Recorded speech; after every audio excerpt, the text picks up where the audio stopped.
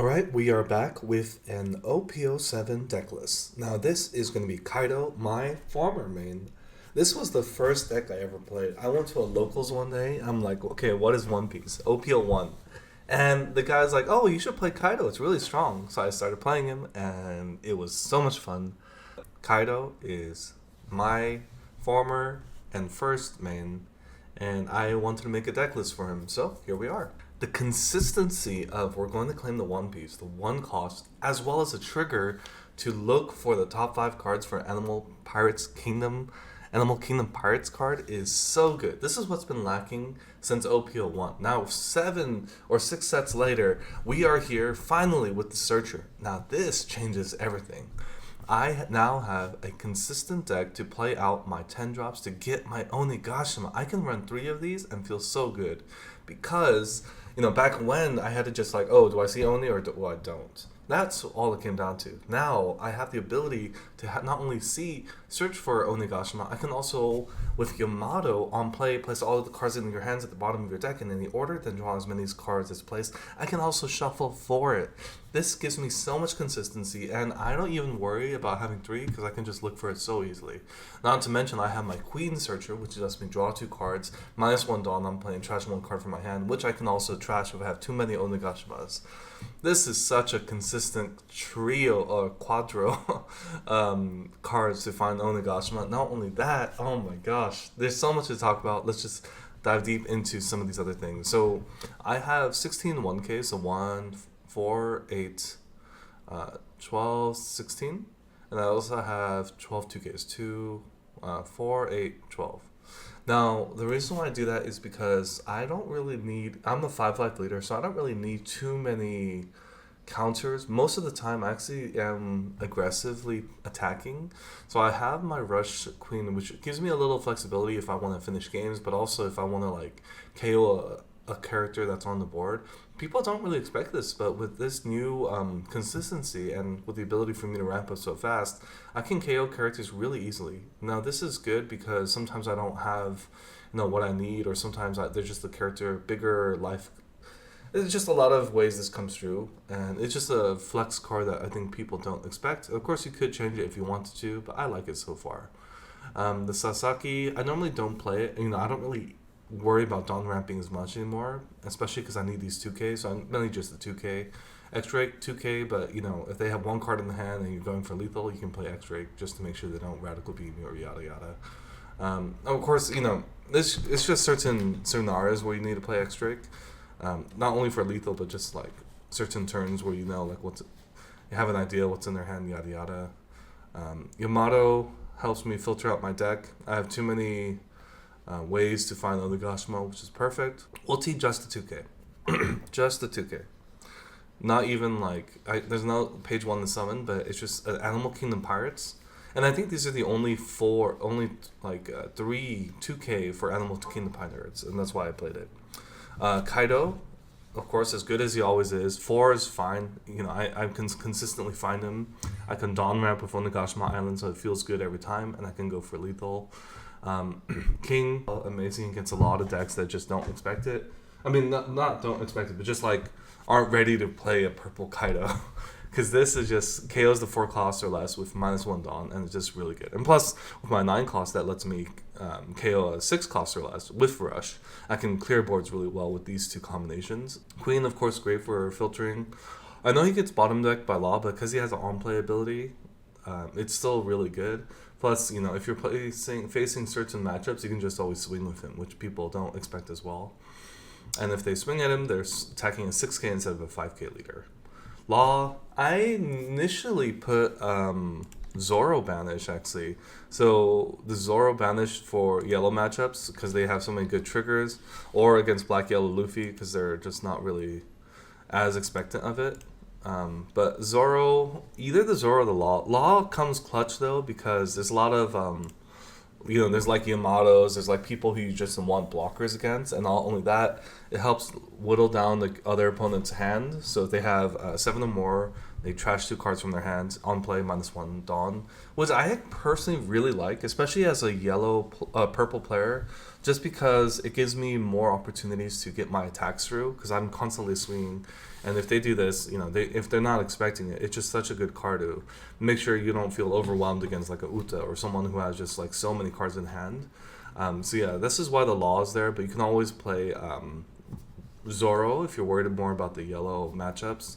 I think I haven't really play tested against Anel or Katakuri, but I just think the ultimate thing is swing down to one life, and then just put like big bodies on the board, KO what he sends out by swinging at it. Yeah, so Ragnarok, really good against, Kid, rested, really good against, like, I know someone played a Douglas Bullet on me, I did this. They played Hody Jones, I did this. They do a lot of characters that just doesn't fit within the 6 or the all in. This is just really good. Plus, trigger, amazing, but generally I just keep this because it gives me flexibility. It's only 5 Dawn and -1, so like, you don't really see that many 9 costs. But if you do, I mean, there's other ways to go about it, but I feel like this is just a great... And with 2, it gives me a lot of flexibility. Like, I don't feel it ever being breaky, because I can just filter through and find these super fast. These are really good, top 5. I am assuming the other 4 go to the bottom. If it doesn't show here, you look at the top 5, look up a Animal Kingdom or Big Mom Pirates, and add it to your hand, which is really good. 2 Blast Breath, I felt like that's fine. I see it a lot, and I just feel really safe with it around. I have a lot of counters, but my Blast Breath, 4K, can't go wrong with that. Onigashima Island, amazing. With the purple leader ability, if they have 2 life, so say I play 10 drop, okay, I'm down to 10 drop is -6, so I have 4 Dawn.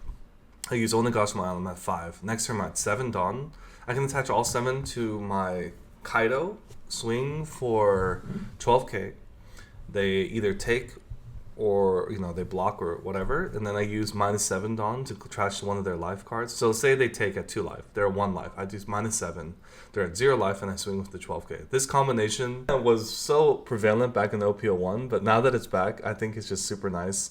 I'm personally mainly worried about the RP Law in those situations, just because like I think RP Law has just so many summoning characters and all that. So my goal is play the Kings, KO all his 4 costs, play the Rush Kaido. Because I'm ramping so fast, like these ones I can play without feeling bad at all. And then if you have too many hands, play the Law. If there's cases where I don't see these, I can always play Ragnarok to KO like something like his 5 cost blocker, yada yada. So this is good if I don't have the 9 cost and I'm dealing with 5 cost blocker, or if he blocks, we can do this, make him 4k and then attach on yada yada because of -2k. Or if he has a full board, I can just 10 drop. But generally, because Law is a 4 life leader, my goal is to KO, but swing like crazy, aggressively. Every 1k he gets rid of is less cards he can play on the field. So I want to swing aggressively, KO as much as I can while swinging. And because these are on-play KOs, I feel pretty good. Then, if I KO a unit and he doesn't kill this, because this is 7k, he does raise max. I'm at 4k. He still needs to do another one. So King is really good in that matchup. I can swing at board or I can swing at leader. Generally, I think swinging at board is fine, but initially I want to bring him down to like 2 life because I can also do this combination here, which is really good. So Kaido, surprisingly enough, I think is such a tech right now. Like even against Lucci, right? Lucci, they want to KO your board. He has to rely upon getting combinations of cards together where I can just KO something that he takes out. I feel pretty good generally if facing him. I mean, this 10 drop is just still such a monster card, KOing all their board. So I noticed, at least playing against Lucci, I didn't feel bad at all. Like I felt like my aggression towards him, like just swinging at him, playing units that KO or getting rid of his hand size and all that, just felt really consistently good against Lucci. So I would say that's my approach against Lucci. Anel, like I said, this is good. I mean, you could play Banish if you're really worried about the Anel. My whole game plan against Anel is swing big, KO what he sends out. He doesn't really play that many units early on until he plays his big bodies. So I want to bring in the 1 life and then get big units on the board, preferably 2, if not 3. and then from there just swing for game. I also have my leader ability. Worst case scenario, swing some Kudru, leader ability, and swing the final 12k. Like, that's the game plan for Anel. Of course, easier said than done, but I do have a lot of Dawn ramping, so I'm going to get there sooner than him, but I also have a lot of counters to help against his aggression if I need to. But being 5 life just makes this a lot easier to do. Uta, KO, just KO his units. They want to rely upon their units to like survive, but what's their kid going to do? They're going to just die. They play the 2 costs, I can just KO it, and then just swing big. 8 costs, I can play this and then swing with my other units if need be, and then I can KO their other blockers and swing aggressive. Like, these cards are just, there was a reason purple was so nice OP01, but without the consistency and with these other new like tech cards like Ragnarok, with Searcher, with Yamato, like, I'm just feel really consistent with this deck. Amazingly consistent. Like, this is probably more consistent than, man, I want to say like Lucci, actually, because I have this, and because I have the queen. Like, I filter through so many cards. But of course, let's see, what other matchups can I worry about? Zoro was always Kaido's like feared matchup. I remember just dying to Zoro OP01, but because I have some, not only the counters, because back in when, I know Kaido really couldn't play too many counters because he just had to like, okay, let's really get 4 Onigashima, so I really need to find this 7 drop. I don't think it's as needed anymore, especially because a deck like this is just so complete. But Zoro, I'm still not sure of the matchup. Honestly, I'll be realistic with you. I can play blockers, I can like, KO his units, I can, destroy. But at the end of the day, he's just going to swing a little bit more aggressive, and that's what's going to scare me. Our red-green law, I just KO his units. I think that's fine. I feel fine. Probably okay against red-green law, but it's easier said than done. Of course, I haven't tested this deck out too much, but I'm planning to play at the case tournament for PPG. I mean, I could either play this or RP Law, but I feel like this might be a really fun tech deck to play. What else is there in this meta? Bonnie. Yeah, I played a lot of Bonnies. Just KO their units. KO. I feel really good against Bonnie because, like, their leader ability is let's rest a unit if you're swinging. I just work around it. Like, I just swing with my big body. They can rest my leader, and then I play on-play KO their units. Like, purple was such a menace against green since long ago, and I can just play my Kaido to KO their units too. Like, there's a lot there. But my feared, not really my feared, I'm still trying to understand that matchup against Yamato, just because they can, like, Hody Jones me. If they don't have Hody Jones, if they don't see 2 Hody Jones, I'm fine. If they see 1, I know, if they see 2, I'm in danger. If they see 1, I should be fine, because I'm able to KO it. I have some blockers, but early aggression, if they get a banish off, that's scary. I just down ramp faster, get my units out, pressure them. Yeah, mostly, I think, against Yamato, I'm probably going to be the one reciprocating their final swing and just trying to survive that. And if I survive it, let's say I do, like, they swing 8k with their leader, I have to get 9k. If I 9k, then they can't play Hody Jones and finish me off. And that's what it comes down to, because Hody Jones is going to be a 10k swing, so I have 12k counters really comfortably, and I have blast breaths. Just want to plan ahead. Of course, if you play blockers, they can still Hody Jones it, so this is probably good for the early. Late, you can still play, if you have 3 out, it's fine, but overall, Yamato, I'm curious to see how this matchup goes with more testing. Let's see, what other leaders are there? Let's be real, Nami might be dangerous. I probably need to get rid of the Kayas, because they can't just bounce it back. Just play big bodies, KO whatever they put out there. They play the 5 cost. I don't know if they even play Zeph anymore, but they play Zeph, just KO it. Just build big bodies on the boards, summon them really quick, and then from there just calculate my swings. Might be my best chance. Keep in mind, you can always play the 10 cost without activating its effect. So that's something that people don't remember sometimes, and it's sometimes good to just have the 12k on the board, especially against Nami. You don't really need to KO their units because they're not bringing too much pressure. Just play your 10 drop as is and then swing 12k, and that's huge against them because you're dawn ramping really fast.